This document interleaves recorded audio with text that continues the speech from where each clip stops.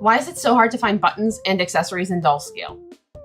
Especially buttons that aren't just plain circles or zipper pulls that aren't just plain zipper pulls. Okay, but what if I told you making these buttons and zipper pulls and all these accessories you want is actually insanely easy? Today I'm going to show you guys how to make buttons or zipper pulls or small accessories out of Shrinkidinks. Okay, when was the last time we even heard anything about Shrinkidinks? Shrinkidinks are basically just sheets of thin plastic and basically any drawing utensil except maybe wax crayons. And really that's because Shrinkidinks are a craft and kit designed for kids and are meant to be an insanely easy way for kids to make stuff. But that doesn't mean the grown-ups can't have fun too. But before we get any further, I need to say two things. Thing one is that if you're watching this video and you like my content, I would super duper appreciate a like, comment, subscribe, especially a subscribe. The YouTube algorithm is tough and it means a lot to me when you guys engage with the video. It helps me, it helps YouTube share my video to other people, etc, etc. Okay, and thing two is I'm getting over bronchitis, so that's why I sound weird and I look terrible. Okay, but with that out of the way, I think it's time we make buttons and zippers, etc. out of Shrinkidinks. Let's go. So the first thing you get is one of these Shrinkydink plastics. There are some kind of like reusable plastics you can use as well. However, you can just buy these as like a set of like 10, 20, 30 on like Amazon or AliExpress or wherever you want to buy them, and they're pretty cheap. But if you have this right kind of plastic, you can go ahead and use that because recycling is great. The next thing you'll probably want to have is a hole punch. You can use like the little single punchers if that's what you've got. I have this. I don't know actually why I have this, but this is what I've got. So that's what I'm going to use. And then finally, you need whatever kind of marker, crayon, like pencil crayon, whatever you're going to use. I don't know if you can use paint with these. I'm using alcohol markers. I have this set of Ohuhu. I'm saying that so wrong, but they're Ohuhu markers. And there's like a bajillion colors. And none of the colors coordinate to what the top of the lid looks like. You have to actually read the color name and hope for the best. Oh, hoo-hoo. Okay, I'm gonna start off by making buttons. And for buttons, I don't like when the buttonholes end up in like a spot I didn't want them to.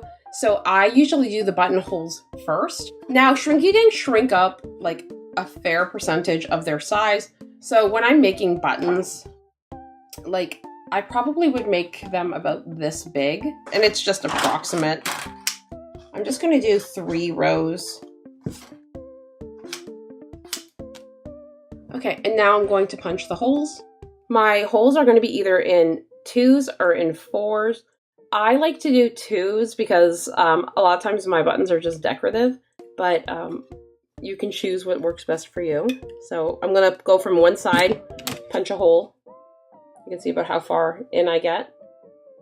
And then go from the other side. You can pretty much do any design you want. If you look on Pinterest or like just look at other clothing items maybe you own or you've seen, you can get a good idea for what kind of buttons to make. It's not a terrible idea to draw out a template if you're going to be using a bunch of the same type of button, but it's not 100% necessary either. Circle-ish button. Don't look at my ugly inner flower. You get the gist.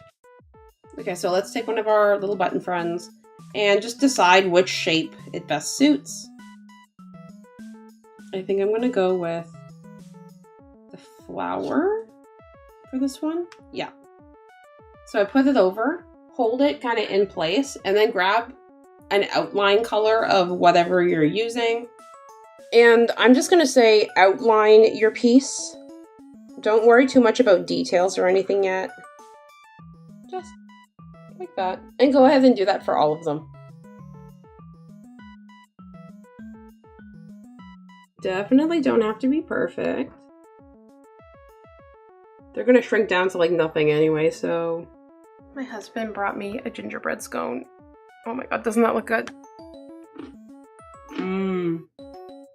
Zipper pulls are basically the same thing, except for they only have one charm hole.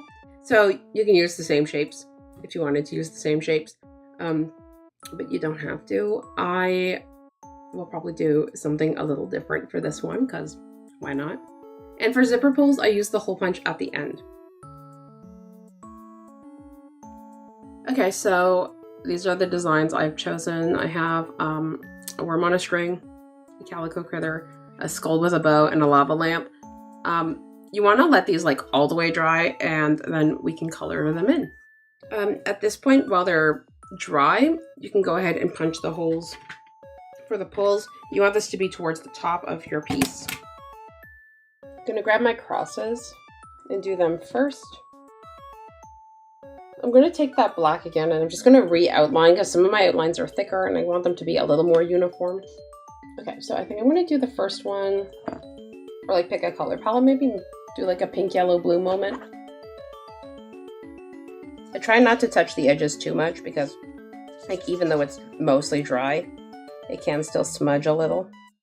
I'm also going to put a postie under it so I don't get it all over the table. And then you need to cut these out. Don't cut too close to the lines, like give a little space, but just cut as close as you can. Go slow, don't crack the plastic.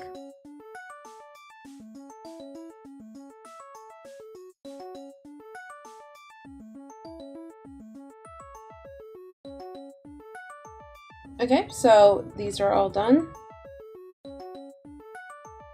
Time to bake them. So now you put these on a piece of wax paper in the oven at like 325 for like 2 minutes. They're basically going to curl up and then shrink down.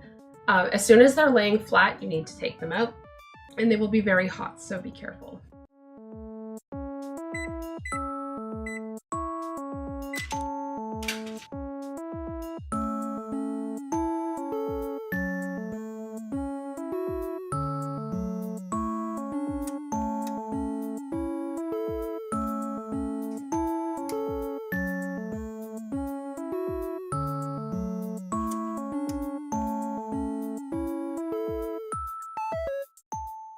But that's basically it. These are ready to go onto whatever project you're doing, whatever like little doll clothes, or you know, other miniature project or whatever you're doing. If you try this out, let me know what you think, or if this is really obvious to you, you can let me know that in the comments as well. If you're already subscribed, thanks so much for subscribing, and if you're new here, I hope you like the content and consider subscribing. As always, I hope you have a fantastic day.